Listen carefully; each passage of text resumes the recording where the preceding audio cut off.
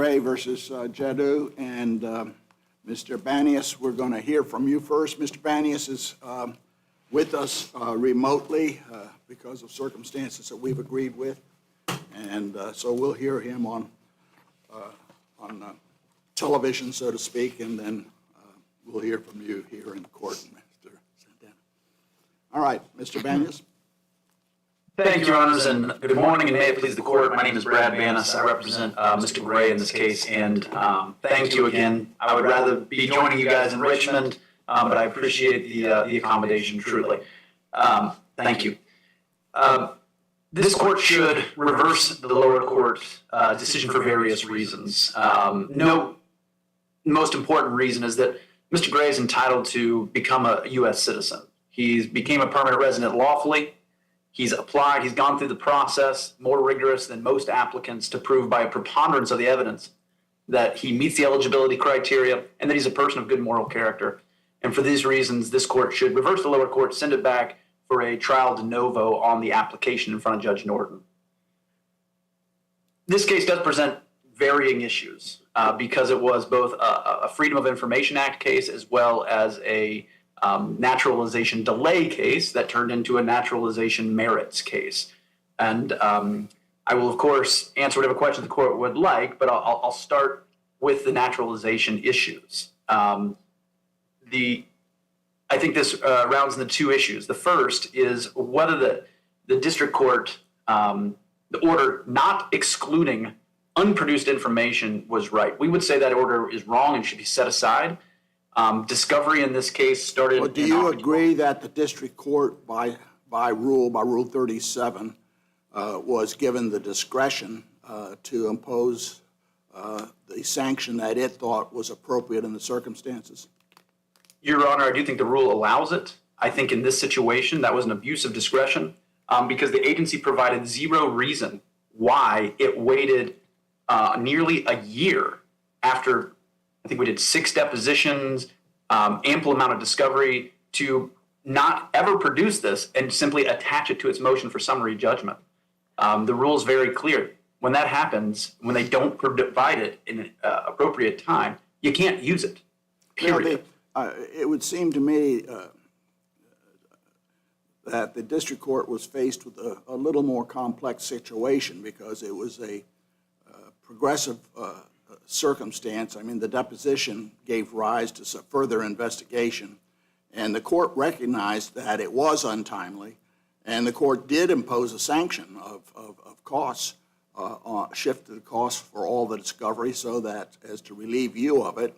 And on the other hand, the court favored getting to the merits and not throwing cases out on technicalities, which is of course a wonderful policy as a general matter. Your Honor, I would say this, is that the litigation position, that the deposition somehow made this relevant, is nothing more than a litigation position. The agency was aware of this in 2016. When I deposed the actual adjudicator, he said, yeah, this is not an issue, this is not a problem, this is not a reason we would stop naturalization. The reality on the ground is for the first 2 years of this case, the government claimed it was a marriage fraud case.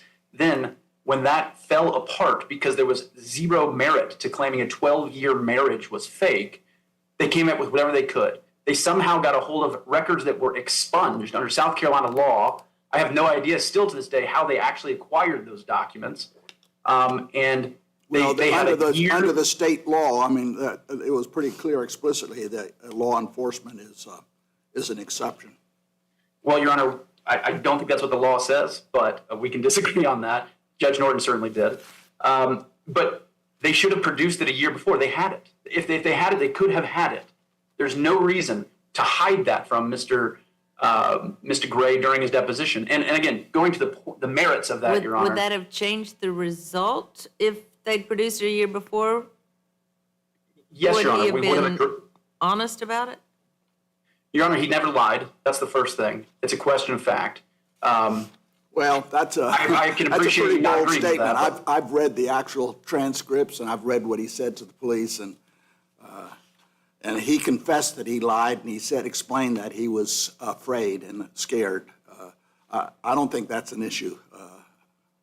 Your Honor, I agree. I don't think his representations to the police in 2016 are an issue either. The agency now claims, again, after 3 years of claiming it was a marriage fraud case, they instead find a new way to besmirch my client. And they claim that the language, the two different things, representations in 2016 to the Beaufort County Police somehow were for the immigration benefit. That can't be true.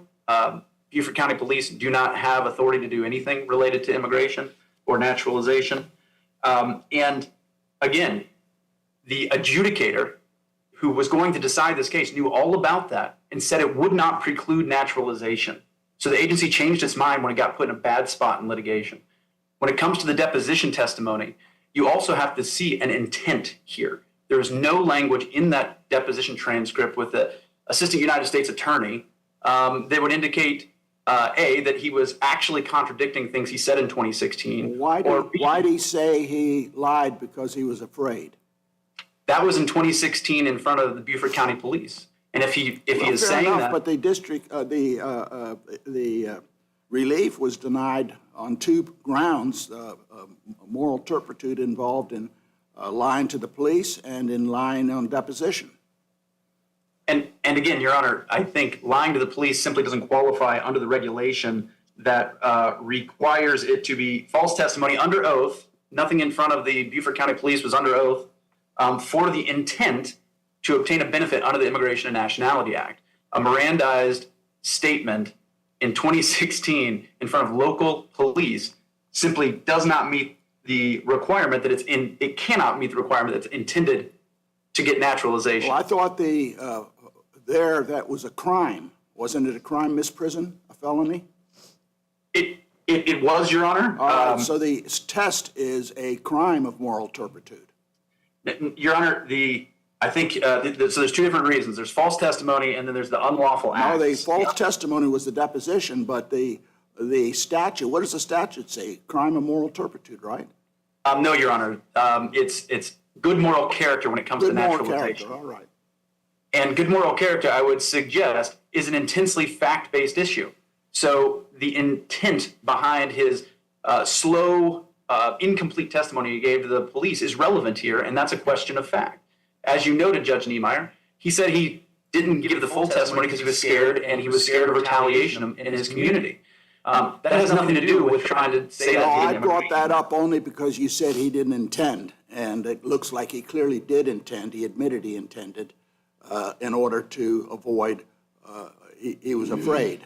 He knew he was not telling the truth. And, Your Honor, I would also say that the unlawful acts regulation says unlawful acts that adversely reflect upon the applicant's moral character. That's a question of fact. If he did not give a complete story because he was scared and thought that he might be next, that's relevant to this analysis. And Judge Norton didn't give us an opportunity to have Judge. Do you think it's a justification to lie because you're afraid? Your Honor, your characterization of it as a lie is nowhere in the record, and he provided. Well, how about the deposition testimony? I've read the deposition testimony, and I thought that it was quite inaccurate. Well, Your Honor, I think that if you actually compare what the government claims he lied about now, again, the AUSA did not confront him or show him the testimony in February 2016 because it didn't have it or it didn't provide it and it was trying to hide it from us. I don't know. That goes back to the initial issue of them playing games and making us go through a year and a half of discovery only to come up with a new ground at the last minute. But no, the government claims that he said he did not see the shooting. If you go back and look in 2016, he says he heard the shot. He never saw the shooting. So that's not a misrepresentation. It said he didn't talk to Haynes. That was the victim afterwards. And he said he didn't talk to Haynes. He got in the car and left. Then it said he didn't see the conflict. He said he never heard the argument. The testimony is consistent. I would also note that deposition was done via video during the heart of COVID, and there were a lot of problems with it. And so what the AUSA got no evidence on the record about if that was a representation, why he would be making that misrepresentation. Without that claim of intent, there is a question of fact here. Judge Norton needs to sit him down, go through the deposition and go, what were you saying here? That's the key here. This isn't just you say something the government perceives as wrong. Now, I thought he said 3 the years first later- thing I saw was the victim on the ground, and I never saw the shooter. The first thing I saw is the victim on the ground just can't be reconciled with the truth. You're saying the deposition testimony can't be reconciled with the February 2016 recording? Yes. Or the February 29th, the prior two interviews can't Right. be reconciled with either of the previous two statements. I think you have to look at the question the Assistant United States Attorney asked and not just take it out of context, because the AUSA did not ask the same questions that were asked of him in February 2016. And again, this still goes to the intent. There is no evidence in the deposition of his intent. When you say that, do you mean intent to gain an immigration benefit? Correct. So isn't it his burden to prove he doesn't have the intent? No, not at this point, Your Honor. If they want to claim that this is false testimony, they have to prove that it is false testimony for the purpose of obtaining an immigration I benefit. thought he had to prove that he had the good moral character. I thought the burden is on him. He does, Your Honor, but this is essentially an affirmative defense of the government. This is why they want to deny it. He doesn't think this testimony is false. What's the evidence that this deposition in a naturalization case in an attempt to gain citizenship was not intended to gain an immigration benefit? What's the evidence? The answers to the AUSA were to do that, answer the questions of the AUSA. The AUSA does not have the ability to make a decision on naturalization. The judge does at this point. And so any testimony, that would be like saying anything he's done in his entire life is to obtain an immigration benefit because he has to have continuous presence in the United States. It simply What was can't the go point that of the far. deposition? You'll have to ask the government for that, Your Honor. What did It was appellant think primarily what did appellant think the point of the deposition was? to determine whether his marriage was a sham. That was 95%. To determine and whether his marriage was a sham would determine whether or not he got citizenship, correct? That's correct, Your Honor. If you look at the... So it was important for him to be truthful in that deposition. And he was, Your Honor. Well, how can you say he was? I mean, he says the first thing you see, he saws a person lying on the ground. Did you see two guys? I only saw one guy. I mean, the one guy that got shot. This is his testimony, page SA 149. How do you square that I with understand, all? Your Honor. He confesses that when he tells the whole story, it's just a totally different story. Your Honor, there's still no evidence of the intent, period. And that's going to be our ground. When he says, I understand came upon this scene and I see a guy lying down and there's only one guy there, you think that that isn't a deliberate when in fact he saw both guys there and he knew them and he was within a few feet of the shooting when it happened? Your Honor, saying that he sees someone on the ground is incomplete. I agree, but it's not a contradiction. He says, I only, use the word only. No, this is his answer. I only saw the one guy. Now, isn't that exclusive? I don't have it in front of me, Your Honor. I'm not going to disagree with your reading of it, Your Honor. It's a fool's errand to The try to... one guy that got shot, they only saw him at the time. And earlier you said it depended on what the question was that was asked. And the question was, you said there were two employees of yours. Did you see them both? Answer, no. I only saw the one guy. That's At the what full time, Your Honor? context. The question doesn't ask when he saw them and at what time. And I believe the Well- questions before that, the deposition context is, what were you Except, telling the Beaufort County Police? if you read the prior page, he said he came to the scene, he was going to the boat, and he saw the one guy on the ground. So the timing, he puts the timing in exactly what he intended to say. And basically, he wanted to distance himself from this whole thing and not have any knowledge. He knew exactly who did the killing, didn't he? Your Honor, I would also Or suggest not the that killing, the shooting. this goes to good moral character. I believe it's also good moral character for someone to see that and go and try to save his employee, to put his hands and try to stop the bleeding and to call the police. And that should be weighed too. That was completely excluded and not allowed to go in front of the judge, the fact finder. This is a balancing game. This isn't a gotcha game under the regulations. That's what the agency wants you to believe. This is naturalization. Actually, this is a case about whether he failed to tell the truth in deposition under oath, or whether he failed to tell the police originally the truth. Your Honor, this case was about marriage fraud for 3 years until the government realized that its investigation tactics are completely pop science and We have a lot of cases where people go, police officers go and are investigating maybe drugs or something, and they look on a computer and they see child pornography. And so at that point, they prosecute on child pornography. I mean, I don't understand where that gets you. Your Honor, this is not a criminal investigation. This is not an enforcement proceeding. No, I'm talking about the notion you're suggesting that because it starts out one way and a person lies during it, that lie cannot be used in terms of the immigration decision. Your Honor, I would point you to 8 U.S.C. 1421C, which is the statute that goes forward for a naturalization proceeding that indicates that this should be based on a record. It talks about the Administrative Procedure Act. So no, I do not believe this is an analog to a criminal investigation that you just described. This is not a gotcha. Analog is shifting positions doesn't gain you much. In other words, it started out as an investigation of a sham marriage, and during the course of that investigation, they discover something else. It seems to me they could rely on that something else if that was material. Your Honor, I think that's why we did the Freedom of Information Act portion of the case, and I see I'm out of time, so I'll let my colleagues speak. But I do think why don't you cover that on your rebuttal? You have some rebuttal here, and Thank you, Honor. We'll get you back on rebuttals. Hang in. Thank you. Yeah, and you can see the court. Can you see the court and the lawyers? Yes, Your Honor. The setup is very nice. Thank All you. right, we'll hear from Mr. Mercado Santana.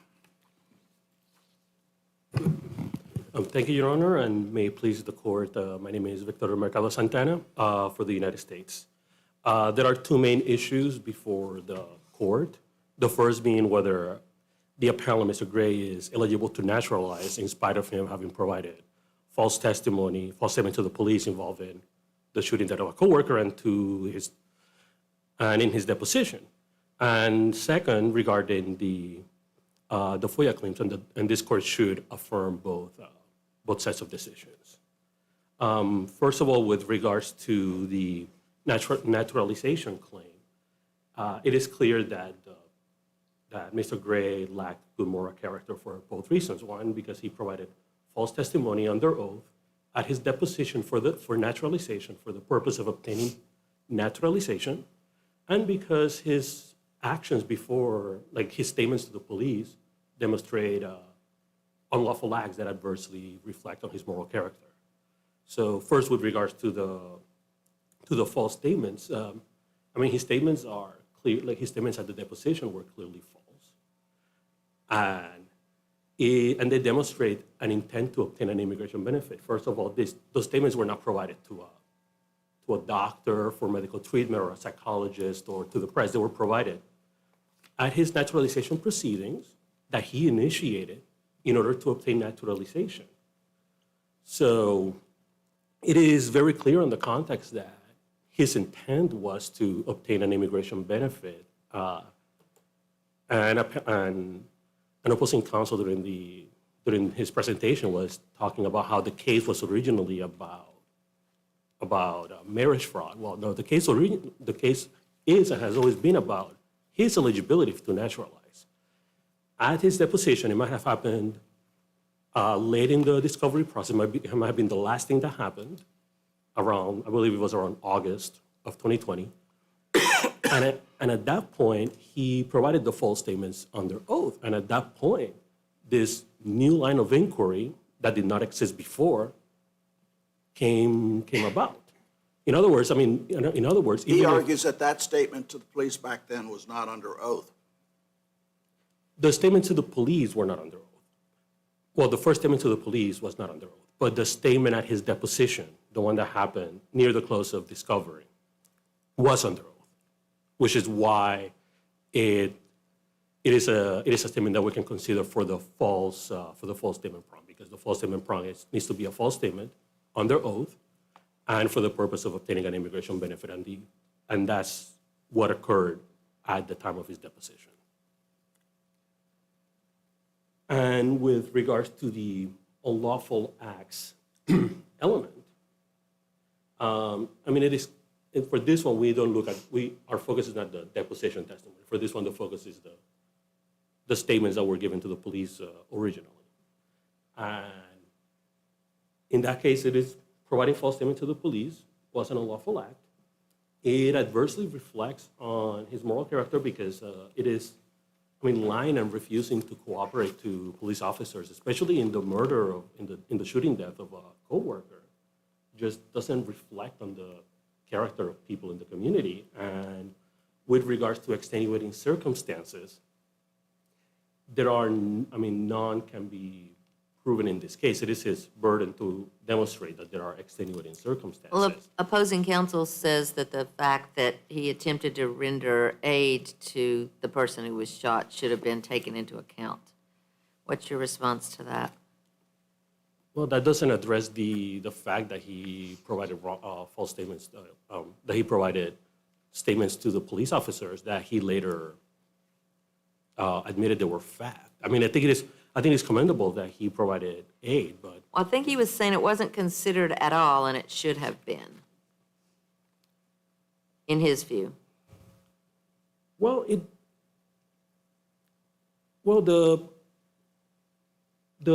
a crime whether something adversely reflects or whether there are extenuating circumstances have to relate to the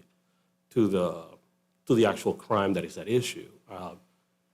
I think it is. It is a positive thing that he provided aid to the best of his ability, but that still doesn't. Sorry. That still doesn't negate or extenuate the fact that when the police was investigating this crime, he provided false statements to them. And because of those two reasons, for those two separate reasons, Mr. Gray simply did not lack good moral character for the purpose of naturalization. And second, with regards to the issue regarding the sanctions against the government, there is simply no abuse of discretion in the district court order. While the government disagrees with the district court's order, and we're not appealing the sanctions. We understand that the government has to make the requisite payment. As the rule provides, the exclusionary sanction is not a mandatory sanction.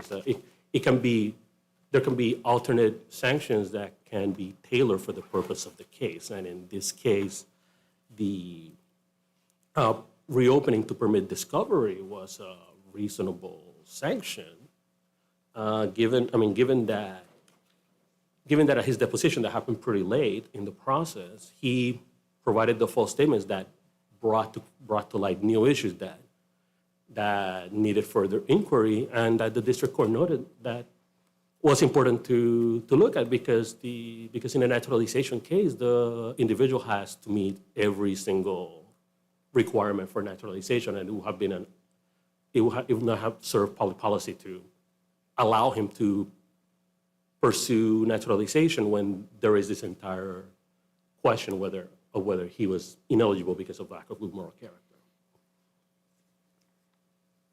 And lastly, with regards to the FOIA claim, there's a dispute regarding the FOIA records, some FOIA records that were produced that were training materials to agency officers as to how to investigate marriage fraud cases. And those records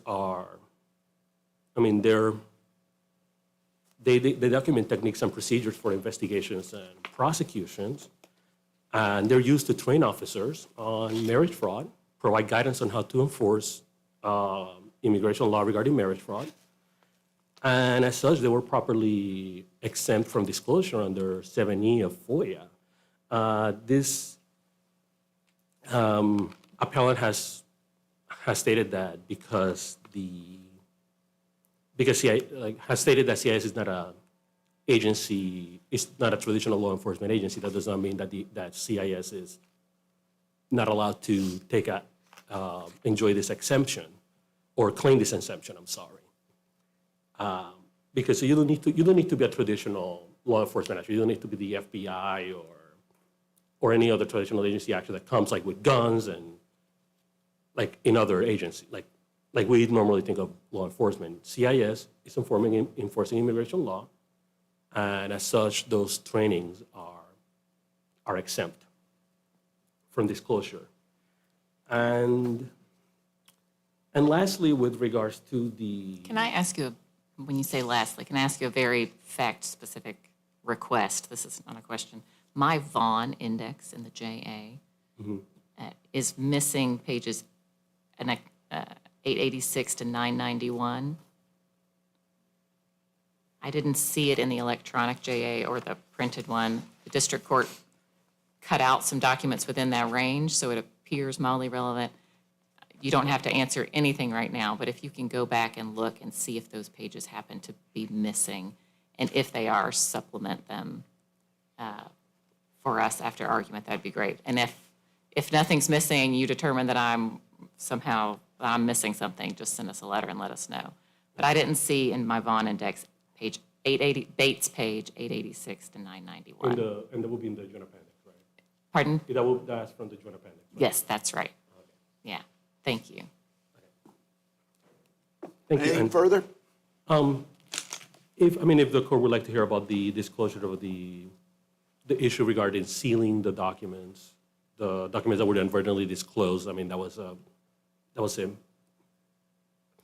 clerical error, but it doesn't mean that the agency waived its claims to have those documents not be exempt. So the court did not err in entering a protective order, nor did it abuse the discretion in sealing those documents. So unless the court has any other questions, we ask the court to affirm the district court. Thank you. All right, Mr. Banias? Thank you, Your Honors. Let's be very clear. The full FOIA production is available to the public. It's been filed in 2 different cases in the District of South Carolina.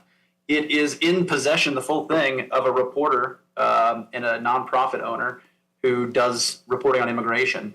And that was all done prior to the government claiming that they accidentally did this. I would also point, there's no evidence in the record I thought they produced it redacted first, and then they produced the version that had the missing redactions.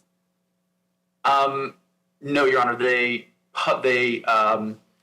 FOIA case here was a little convoluted, but they filed the entirety of the production in the district court, and most of it was, well, a lot of it was unredacted. And again, they don't claim that I had a requirement to turn it over immediately, because in today's discovery, you see this all the time.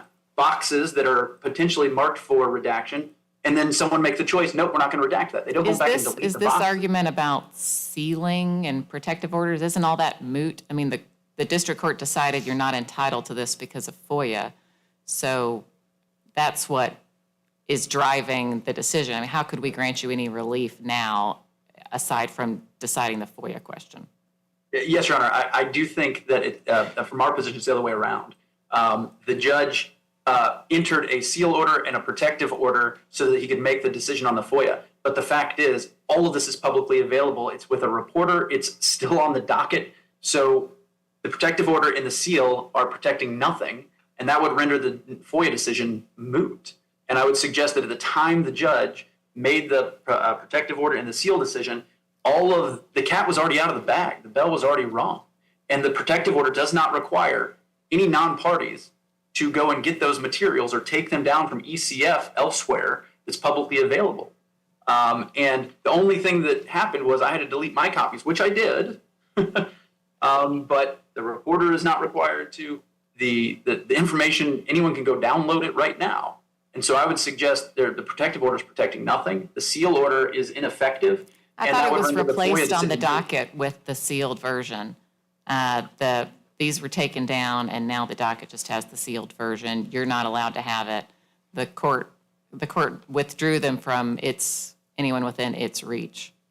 In this case, that's true, Your Honor. You can't download it here. There are two other cases, one called Boyce in the District of South Carolina, one called Parcha in the Eastern District of Texas, where those materials were relevant and they were put on the docket, and those are still available. And again, I was not ordered to demand them back from a reporter. So there's no compelling interest to have a seal order that seals nothing. And there's no interest in the protective order because the government failed to show any steps it would have taken to prevent such a clerical error. And you have to have evidence of that. They have to go on record under oath and explain what happened. That there's a perfunctory affidavit or declaration that was attached to a reply. And I would suggest that's not enough. When it comes to the FOIA claim, our claim is not that everything USCIS touches cannot be law enforcement. However, I will note, it is undisputed. The immigration adjudicator admitted when I asked him, are you a law enforcement officer? He said, absolutely not. And in a declaration, USCIS referred to FDNS or fraud detection, quote, officers as, quote, non-law enforcement officers. But the real question here is, why was this data compiled? Was this data compiled in the course of an investigation that was done to detect or punish a violation? This wasn't even done in the context of enforcement proceedings. This is just PowerPoints. And if you look through the record, it will tell you why they did it. They did it to train. This has nothing to do with the investigation or detection or punishment of violations of law. Simply because an adjudicator matches up eligibility criteria with the law and they engage with the law does not mean they are, quote, law enforcement as FOIA defines that term. Law enforcement is for the FBI. It is for the CIA. And maybe it's for CIS where they come across information and they're developing an investigation to go revoke something or pass it on to ICE. None of that is here. And for that reason, this protective order protects nothing. The seal order seals nothing. And the FOIA decision should be reversed. Thank you, Your Honors. And again, I really do appreciate the accommodation. Thank you, Mr. Banias.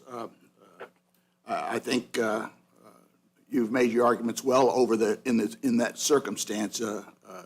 It's always nicer to be in the courtroom, but I hope everything works out for you. Thank you, Your Honor. I do appreciate it. We customarily come down to court and greet counsel, and so our expression of appreciation for your arguments and your well thought out arguments has to be our handshake with you today on a virtual basis. And we'll come down and greet Mr. Mercado Santana at this moment. Thank you, Your Honors.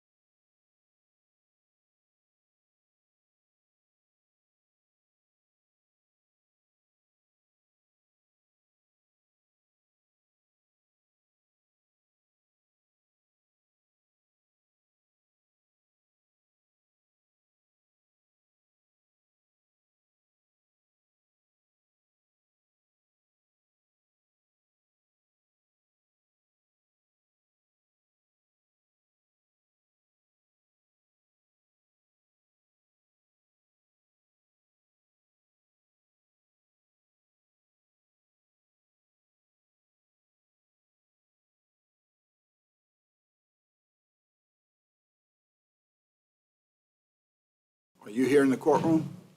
Okay, good.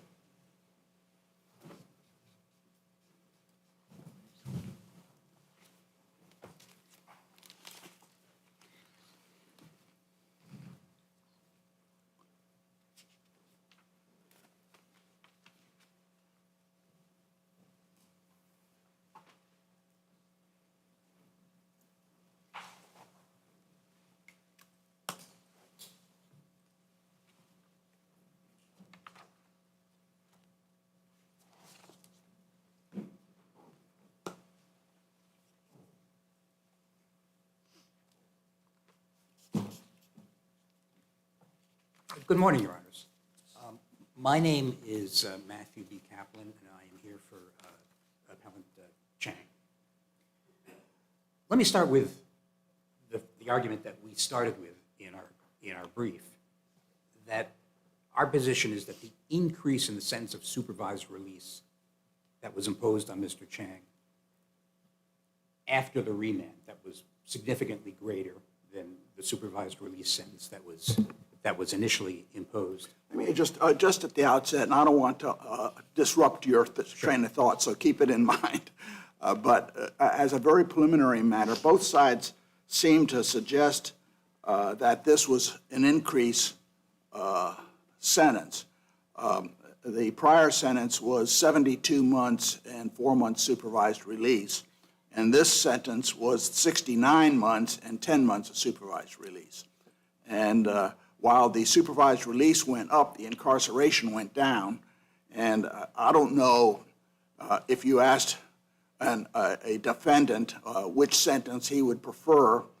He might very well prefer the 72 months and the 4 things. But it seems to me it's not a slam dunk or obvious that a reduction in incarceration with an increase in supervised release is necessarily a heavier sentence. But you can address that briefly sometime during your... Yeah, I can address that And now. it's 10 years of supervised release, correct? Yes, Not 10, not 10 10 months, 10 years. I'm sorry. I know Yeah, you misspoke. no, I misspoke. 10 years, Right. 4 years to 10 years, and a reduction from 72 months to 69 months. The first thing I'd say about that, Your Honor, is I think that's been forfeited. I mean, that's an argument the government could have made and opted not to make. I think probably because it's not a very good argument. Well, it may be, you may be right on that. On the other hand, if we're going to apply Pierce, we would have to assess that as part of the Pierce presumption, seems to me. I can also tell you, I think, and again, we didn't get into this in any, we discussed a little bit in our opening brief, but we didn't get into our rebuttal because the government had not taken that position. I can tell you, from Mr. Chang's perspective, he would much rather have a much lesser sentence than supervised release than, compared to that, there's 3 months additional period of incarceration. I suppose, and I don't want to beat this issue up too heavily, but obviously, if the court had cut incarceration in half and gave the 10 years of supervised release, that might present a different picture, you think? I mean, it's a question of degree, isn't it? It might, Your Honor, but there's a Supreme Court precedent that we argued in an opening brief is that you've got to look at the 2 prongs, the supervised release and the incarceration separately. And there's a Supreme Court precedent that says that. Yeah, but it's a question of whether the sentence is heavier, not one component. In other words, my hypothetical would be if the court cut incarceration in half but extended supervised release, let's say just to 8 years. Cut incarceration in half and doubled supervised release. A case could be made. I mean, the Smith case that followed Pierce sort of tempered Pierce and talked about the flexibility that judges do have in resentencing, because, as you know, under Pepper, the district court's supposed to resentence on a clean slate.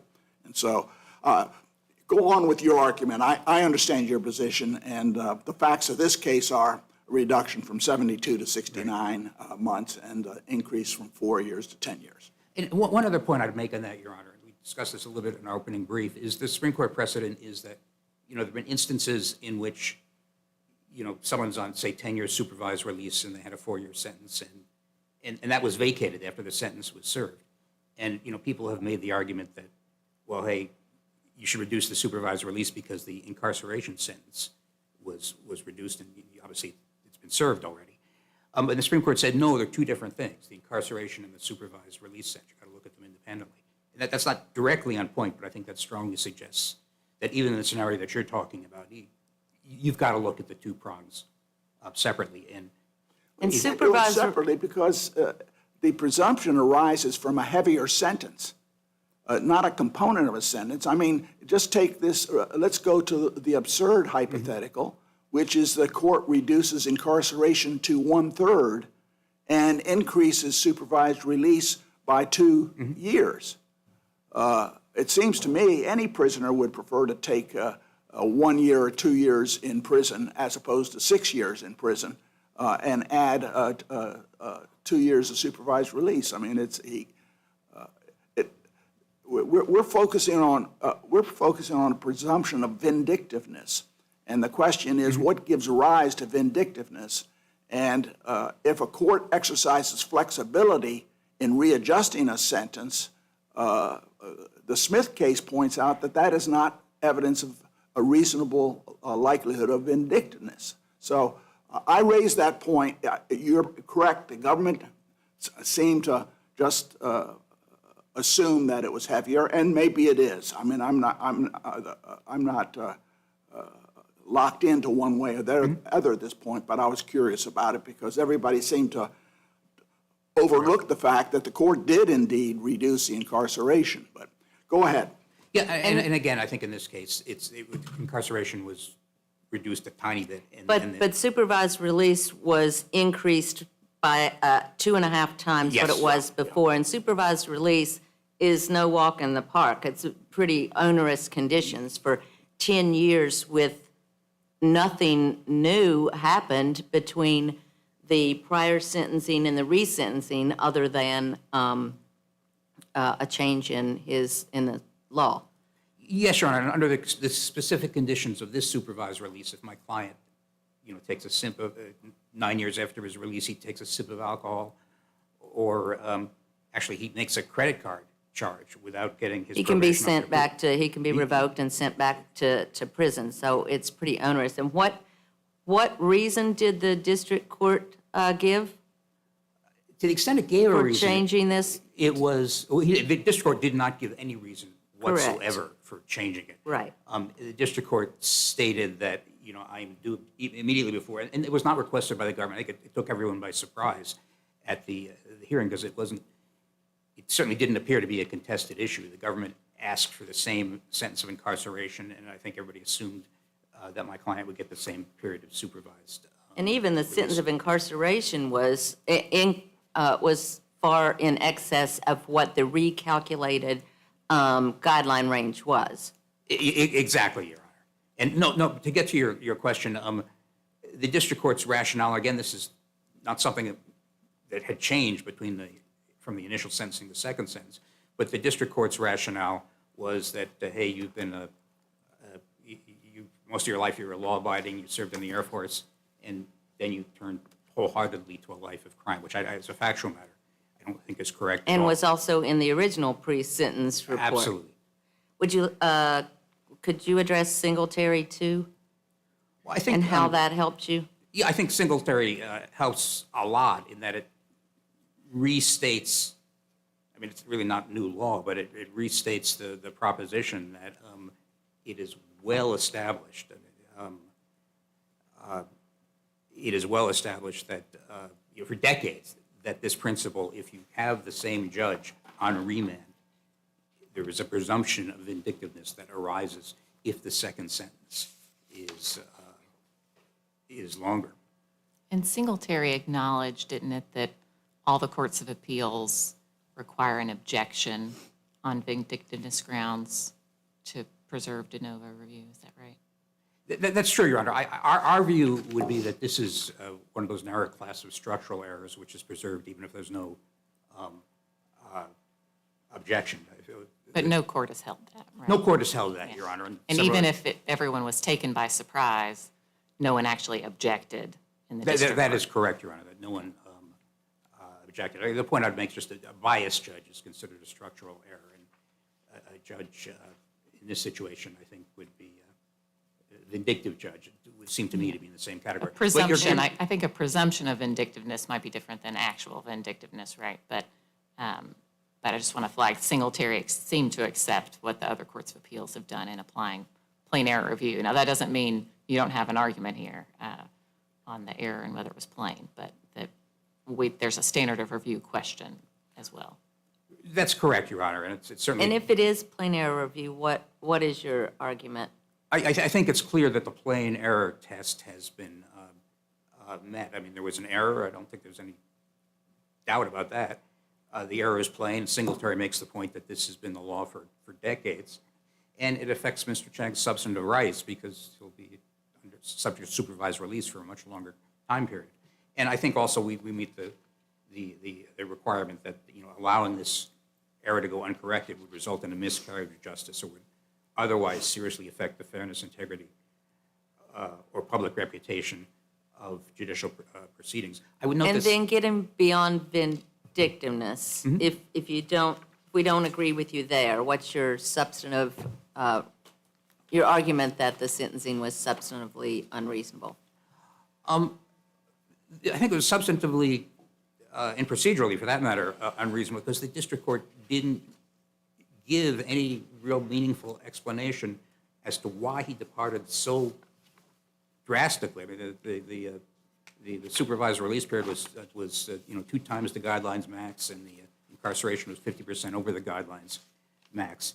And reading the transcript, it's clear that the district court's principal motivation was its view that Mr. Chang had lived the court said that, he lived a great life, contributed to society, member of the Air Force, and then all of a sudden, shortly before the instant offense, maybe in the mid-2010s, had suddenly jumped wholeheartedly into a criminal lifestyle.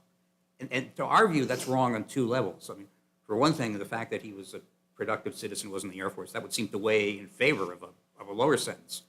But more importantly, there's simply no evidence that he had jumped into a criminal lifestyle. The district court itself said he's got basically almost no criminal history. I think the court was troubled by just the opposite. The court noted that there was no life motive for him to get into crime. He came from a good family. He was educated. He'd served in the military. And all of a sudden, he jumped off into this, which made him especially unpredictable. He did not have the traditional or more common situation where he grew up in very tough circumstances, was abused, or whatever what we see in a lot of the criminal cases. And the court was impressed by the fact that he, from that very good platform, he fell off into a life of crime. And I think the supervised release, the court was thinking, was that is a risk that it wanted to prevent, that he would just jump off that shorter. That's what the court's explanation. There was no explanation for the defendant's conduct in the circumstances. And in that view, he should be supervised. I think that's where the court came. Now,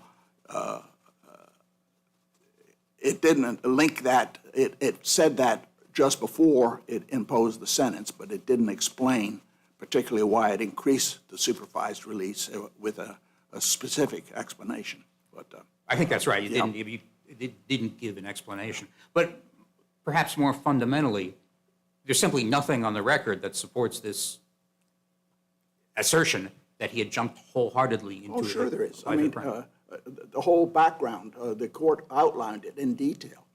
I mean, he'd had a mother and a father who were supportive. The family was together. It was not a broken family. He had a brother. He was estranged from the brother, I guess. But he had an education, finished college. He had an honorable discharge from the military.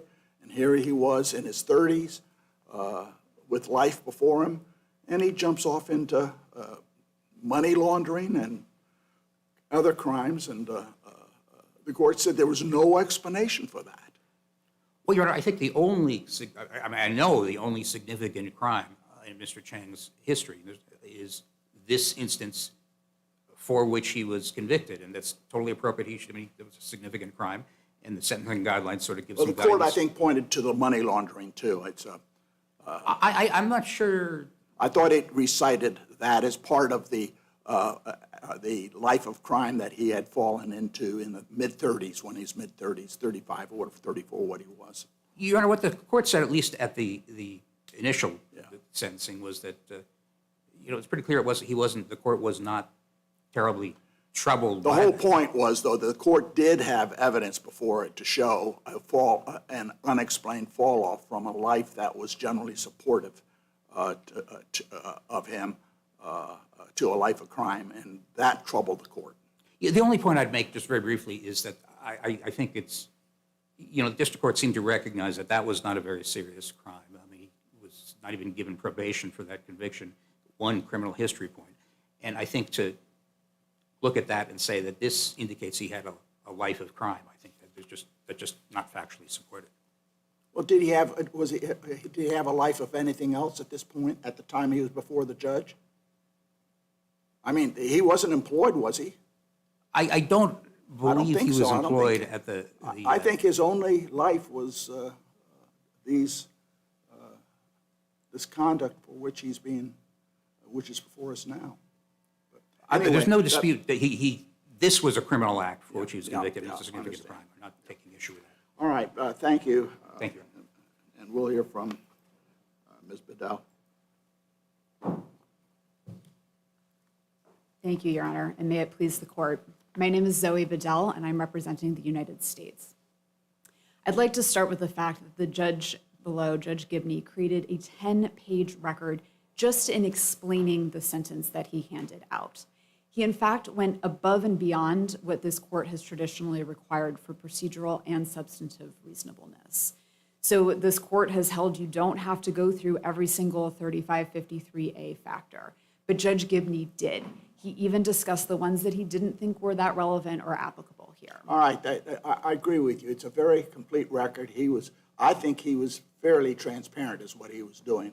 The question remains, he was sentenced originally to 72 months and 4 years of supervised release. We reversed because he considered the mandatory minimum, which was an error of law. And so now he's resentencing, and he comes up with a different sentence, arguably heavier. And the question is, what is the explanation for the difference between when he's sentencing initially and sentencing in secondary? And Pierce suggests that if it is heavier, there's a presumption. Now, I do recognize that Smith says not every increase in sentence leads to that presumption, and it starts backpedaling on the mechanical application of Pierce. But you still have to look to the circumstances and the reasons why the sentence was made heavier, if that's what it was. Yes, Your Honor. So here, Judge Gibney explicitly justified the sentence of supervised release, which this court has held that otherwise you don't necessarily have to address it specifically. Why didn't it do it on the first time around? Why didn't he address it the first time around? Why didn't he give him 10 years on the first time around? Your Honor, I think he didn't explain why he didn't do it on the first time around. And I think to the extent that this court is looking through the record and said, this first time I gave sentence X, this time I'm giving sentence X And why is plus it Y. that he gave a supervised release sentence 2.5 times what it was before, and a imprisonment sentence in excess of the recalculated sentencing guideline range? What was his reason? So the reasons were, so I can take those in two parts. So specifically for the supervised release, he called out this wholehearted jump into crime. And how the is that, adoption of the was that lifestyle. all, I mean, his life history and his really lack of criminal history was in the initial pre-sentence report. So what changed between the first sentencing and the second sentencing other than he won on appeal? There were some important new facts that were in the record, particularly related to his substance abuse. So first, well, it was clear on the first sentencing that he had an alcohol problem. At the second sentencing, the defense counsel actually introduced a medical record that included an official diagnosis of severe alcohol use disorder. So that was substantially more significant than I think the court would have understood his alcohol problem to be the first time. And the other... So wait, so having an alcohol addiction, that's why he got a greater sentence? Your Honor, I believe, he also had a cocaine addiction, and he had underplayed that before the first sentencing. In fact, he told probation... And he still had no criminal history at the second sentencing. It's the same lack of criminal history, correct? He did have a criminal history. Isn't it, he had a criminal history, right? Okay, he had the same criminal history. I'm sorry, he had the same criminal history. Criminal history category 1, was it? Correct. The lowest. Yes. which was part of the problem, allegedly part of the problem, that he jumped into criminal conduct. Isn't it, it seems substantively unreasonable to sentence a defendant to twice the top of the guideline range solely based on the fact that he had no criminal history or a very low criminal history. That seems to be flipping the sort of the factors you would consider at sentencing and the safety valve on its head, and to be substantively unreasonable. Your Honor, this court has made clear that the district courts have extremely broad discretion in how it weighs the factors. The question in substantive reasonableness is, did they consider the factors? And did they consider, and did the reasons that they give tie to those factors, and are they plausible? And so certainly defense counsel has argued that that makes him less culpable. But on the other hand, he had come from a situation where he had every advantage in life and didn't have to end up in a situation where he is So it sort of doesn't matter. So you can have every advantage in life and still be sentenced harshly, and then no advantage in life and still be sentenced harshly. That is within the I mean, discretion what of the- about Campbell? Did his co-defendant, did he have every advantage in life? I don't know a lot about He wanted to Campbell's- sentence them, or at least at the initial sentencing, the district court said he wanted to make sure there wasn't a disparity, so they got at least the same sentence of imprisonment. What was Campbell's supervised release sentence? Your Honor, Was- I'd have to double check the record for Well, that. I know it wasn't 10 years. I don't believe it was, Your Honor. But I also think that given that Mr. Chang had this much more severe than previously understood substance abuse problem, both related to the alcohol use and related to the cocaine, and the judge made it clear on the record that he believed that substance use had contributed to this leap into crime, I think it is perfectly reasonable, and in fact, the judge made the record, that he needs more support when he gets out to make sure that he has this systems he needs to stay out of crime and continue on the path that he should have been on. I also do want to make clear, Your Honor, that it wasn't simply his That substance background. abuse issue sort of makes the point of why supervised release is more onerous sometimes than prison. Because as opposing counsel said, if he drinks, if Mr. Chang drinks on supervised release, he could be revoked and resentenced to even more incarceration, correct? Yes, that is possible. I will say that that is typically, having a sip of alcohol does not generally land you back in jail immediately, and how that Well, normally plays based out. on the concerns of the district court, if it goes back to this same district court, if the court was so concerned about the alcohol addiction, I don't know we can say that would not happen to Mr. Chang. I think there is, so one of the conditions, Your Honor, was that he seek alcohol treatment and support. And I think a pretty basic, this is not on the record, but it is a fairly well understood that sometimes Does the slip-ups government happen. concede, though, that the second sentence was more severe than the initial sentence? Your Honor, we didn't address that specifically, and I don't think there's a lot of clear case law on that topic. And I think that given the robust record here, and particularly the fact that it is plain error review, and that this court and the Supreme Court, I am not aware of any case where the judge has offered an explanation for the sentence, and the court has nonetheless found a presumption of vindictiveness and remanded on that basis. Okay, let's go back to my question. Does the government concede that the sentence was more severe than the initial sentence? Your Honor, I don't think that there is clear guidance on how to assess that at But this I'm point. asking, And so you I think we can assume that can't for look at this numbers case. and decide whether one's higher than the other? You can decide, but I don't think it's Is apples 10 to higher than 4? oranges. 10 is higher than 4. Okay. So certainly. And otherwise, you don't have a position on behalf of the United States as to whether a 10-year supervised release sentence is more severe than a 4-year supervised Oh, release no, sentence. I apologize, Your Honor. A 10-year supervised release sentence certainly is more severe than a 4-year. But of course, Pierce focuses on the sentence, Correct. not on a component. And I apologize. So That's what I was addressing. And I think there's a lack of guidance on how you combined those and considered those. Now, given. And was the 72-month sentence on resentencing higher than the recalculated sentencing guideline? Yes, it was an above guideline sentence, Your Honor. Is that the question for vindictiveness? I thought it was whether the sentence is lower than the first time, not whether it's higher than the guideline.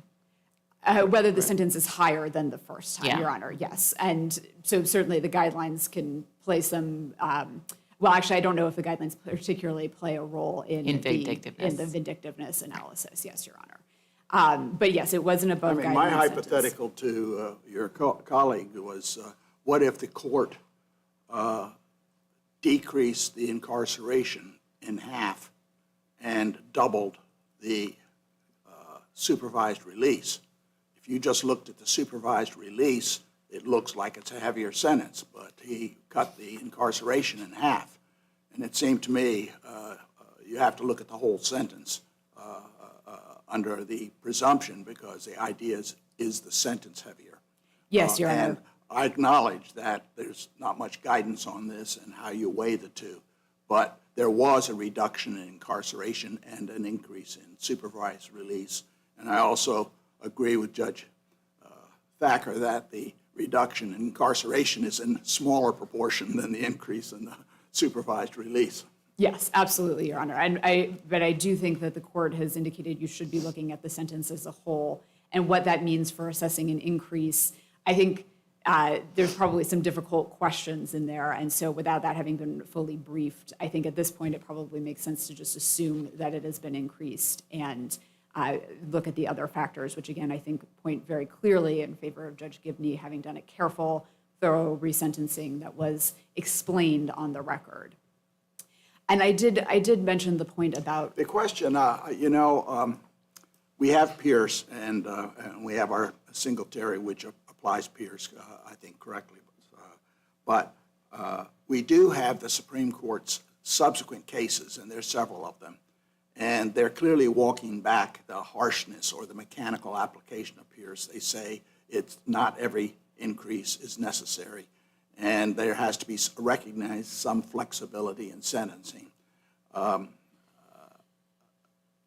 question I have is whether a fulsome record with the court explaining resentencing as it's required to do under Pepper on a clean slate, whether a fulsome record is sufficient to indicate that the court was not being vindictive, but being reflective and exercising its discretion in sentencing. I'm not aware of a case that says that, but I'm wondering what your position is on that. Yes, Your Honor. I think a fulsome record is relevant, absolutely, and can certainly either rebut the presumption or prevent it from arising in the first place, depending on where you put that in the analysis. I would also direct the court to the cases Williams and Johnson in the Eighth Circuit and Sixth Circuit, respectively, which were cited in our briefs.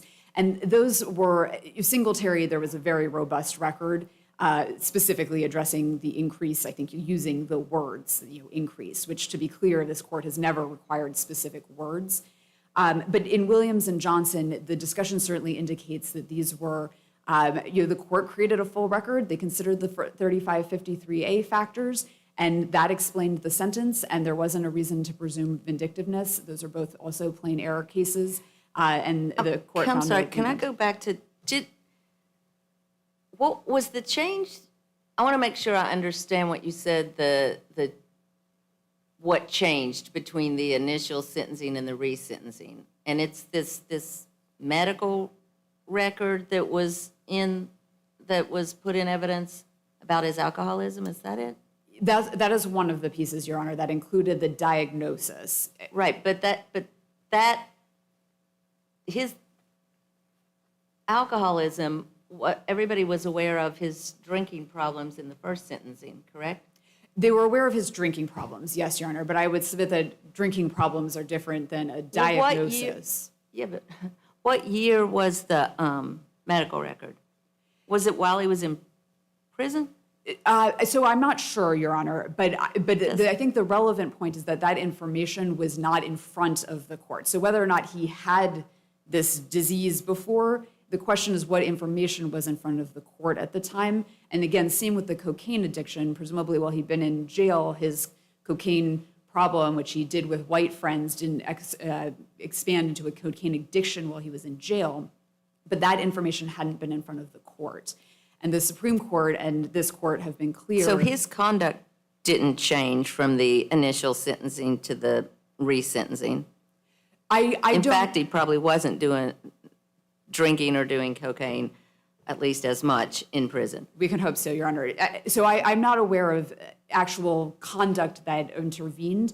But again, I don't believe that's the standard. The question is what is in front of the court and what is the court aware of? And a clear example of that is in a case where a guilty plea to the second resentencing was after trial. And the Supreme Court has recognized that significant new information comes out about a defendant, about the nature of the crime, about the scope of the conduct at trial. That had all happened before. It's the conduct that he had previously pled for. But we have a fuller understanding of it now at the second resentencing. The Supreme Court has also recognized that ignoring that information would actually be a violation of the court's obligation to consider the whole defendant and consider all of the objective information on the record. And again, Judge Gibney did that. He noted these things. He specifically justified the supervised release sentence. He hadn't done that. He had not mentioned the supervised release sentence at the first sentencing. And so to me, this reads as a judge who understands that he's required to explain his sentence and any increases and made that record and tied it to the explanation for the rest of the sentence as well. Anything else? Not unless there are further questions for me. Thank you, Ms. Bedell. Thank you, Your Honor. All right, Mr. Kaplan?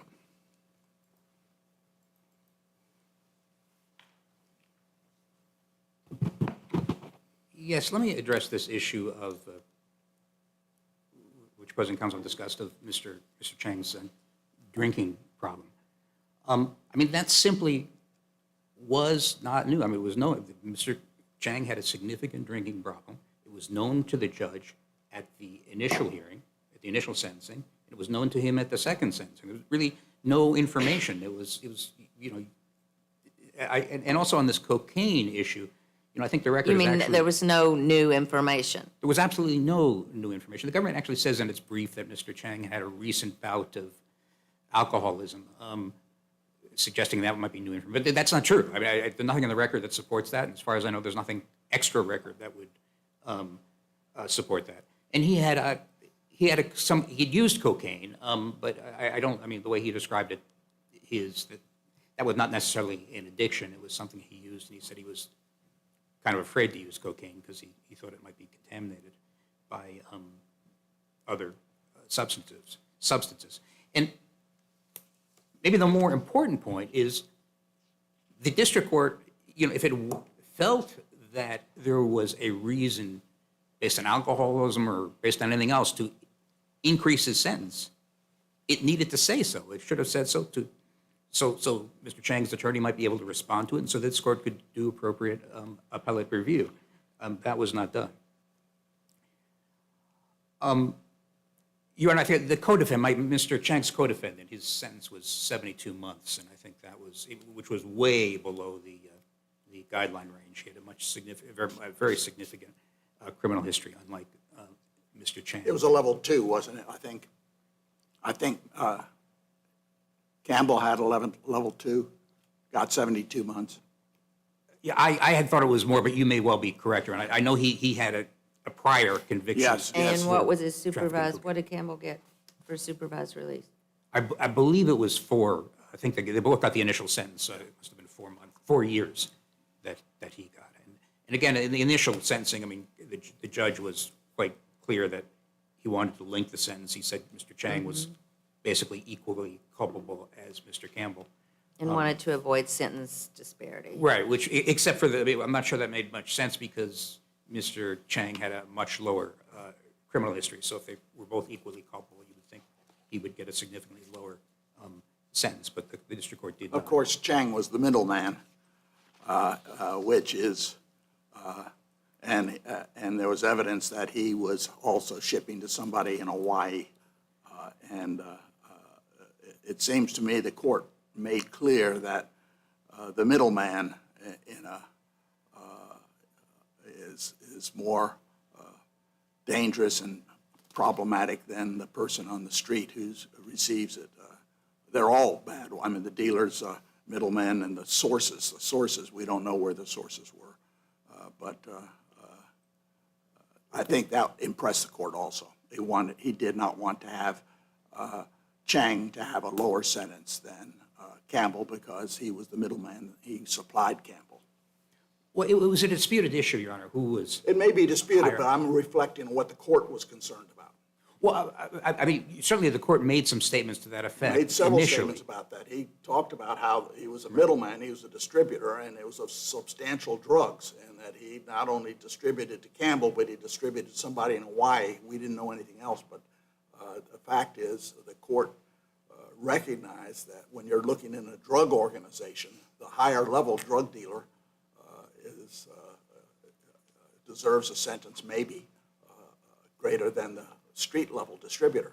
But Well, the only thing I'd say to that is at the end, after hearing argument and evidence, the district court said, you know, basically he said, I think these two individuals are at an equal level. well, I don't know if he said that. In terms of culpability, I'm I sorry. think Chang got the benefit of the level one, where I think Campbell was at level two, which pushed him up, and the court acknowledged that, but still said, I'm focusing on the conduct, and I think the conduct of Chang should not be treated less than Campbell's. The one other thing I wanted to mention, Your Honor, was. I mean, this was a very sorry. complete record. It's we can't fault that.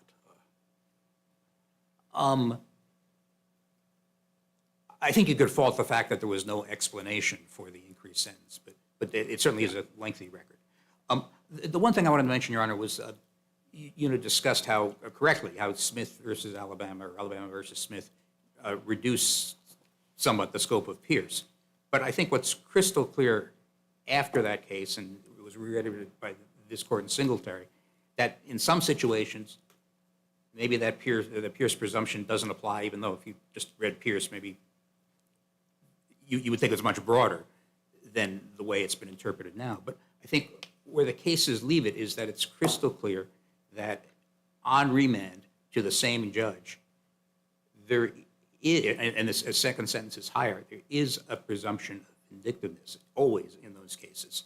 And it can be rebutted if there's some explanation for the longer sentence. I don't think there's any uncertainty about that point of law. All right, your time is. Thank you. I understand you're court appointed. Is that right? Yes, Your Honor. I want to recognize that. As you know, that's an enormously important thing. You've done a very good service for your client on this, and we thank you for doing it. We'll come down and greet counsel after adjourning court. Sine die. Thank you, Your Honor. This honorable court stands adjourned, signed die. God save the United States and this honorable court.